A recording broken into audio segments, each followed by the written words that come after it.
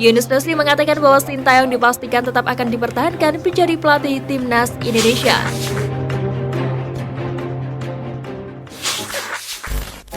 Berpisah dengan Ansan Greeners, Asnawi berpotensi main bareng Balotelli.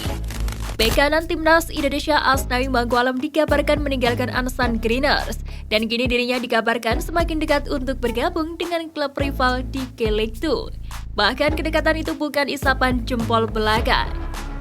Terbaru dilansir dari media Korea Sport, Asnawi Mangkualam tertangkap kamera saat menjalani tes medis di Gwangyang untuk bergabung di Jeonnam Dragons. Dalam laporan tersebut terlihat Asnawi dengan ekspresi ceria mengenakan baju hitam serta celana training mendatangi rumah sakit tersebut. Pemain berusia 23 tahun itu melakukan tes medis dengan didampingi perawat rumah sakit. Asnawi menjalani tes medis pada pagi hari tanggal 25 di sebuah rumah sakit di Gwangyang, Jeonnam-do. Bunyi laporan Spoci pada Rabu 24 Januari. Perlu diketahui rumah sakit Gwangyang itu sendiri merupakan tempat penandatanganan kontrak dengan Jeonnam Dragons dan pengecekan kondisi fisik para pemain yang bergabung dengan Jeonnam. Jika tes medisnya ini tidak mengalami kendala, Asnawi pun bakal menaikkan kontrak dan segera gabung latihan bersama para pemain Jeonnam Dragons. Maka dengan begitu, ex-pemain PAS Makassar ini akan segera diumumkan secara resmi sebagai rekrutan anyar Jeonnam Dragons. Kedatangan Asnawi dianggap sebagai transfer yang bagus bagi Jeonnam karena bisa memperkuat sisi kanan. Selama di Arsan, Asnawi memiliki penampilan apik baik dalam bertahan maupun ketika membantu serangan. Perekrutan Asnawi dianggap melengkapi kekuatan Jeonnam di sisi kanan setelah memiliki Kim Som-byung. Selain itu, Asnawi juga berkesempatan bermain dengan pemain yang bernama Balotelli. Balotelli yang dimaksud adalah Jonathan Balotelli asal Brasil. Dirinya sudah cukup berpengalaman di Liga Korea, khususnya Jeonnam Dragons. Bersama Jeonnam Dragons, Jonathan Balotelli pun mampu bekerja apik. Dia sudah membukukan 12 gol dan 5 assist dari 37 pertandingan bersama Jeonnam Dragons. Sekjen PSSI tegaskan pertahankan Sintayong. Sebelumnya nasib Sintayong menjadi pelatih timnas Indonesia memang sempat simpang siur setelah gagal di Piala AFF 2022. Pelatih berusia 52 tahun itu gagal membawa timnas Indonesia meraih gelar juara dalam ajang 2 tahunan itu. Dengan kegagalan itu, mantan pelatih timnas Korea Selatan tersebut diisukan diminta keluar dari tim kepelatihan timnas.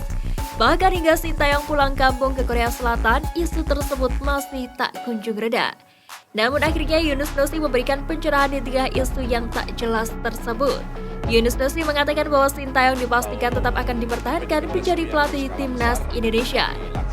Ia bahkan memastikan Sintayong tetap akan menjabat sebagai pelatih timnas Indonesia hingga akhir kontraknya kelar. Kontraknya sampai Desember, PSSI masih pertahankan Sintayong, kata Yunus Nusi kepada awak media. Lebih lanjut, Yunus bahkan memastikan mantan pelatih berusia 52 tahun itu bakal segera kembali ke tanah air pada awal Februari untuk langsung memimpin latihan timnas U20 Indonesia. Seperti diketahui, skuad Garuda Nusantara akan menjalani ajang Piala Asia U20 pada 1 Maret mendatang yang akan diselenggarakan di Uzbekistan. Setelah itu akan ada FIFA Matchday dan tak lama setelah itu agenda timnas U20 tampil di Piala Dunia U20 2023 telah menanti.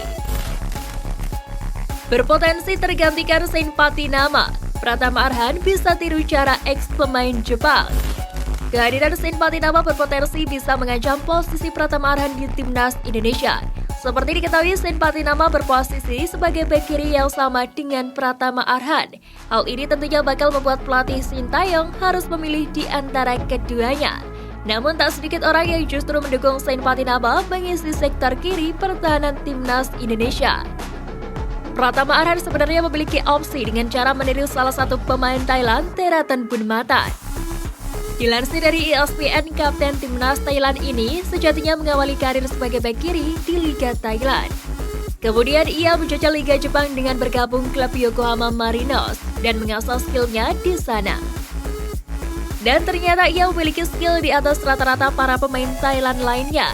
Buriram United dan timnas Thailand merasa kecerdasan itu akan sia-sia jika Theraton masih ditaruh di sisi kiri lapangan.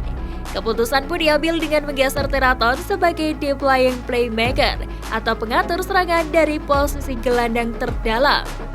Tiratan pun mengikuti jejak Phillip Lahm sebagai bek sayap yang dipindah ke posisi gelandang berkat kecerdasannya. Bersama Sarah Hyun, ia berhasil menciptakan keseimbangan lini tengah Thailand pada saat Piala AFF 2022. Mungkin cara ini bisa dilakukan Pratama Arhan jika posisinya terancam simpati nama di timnas Indonesia.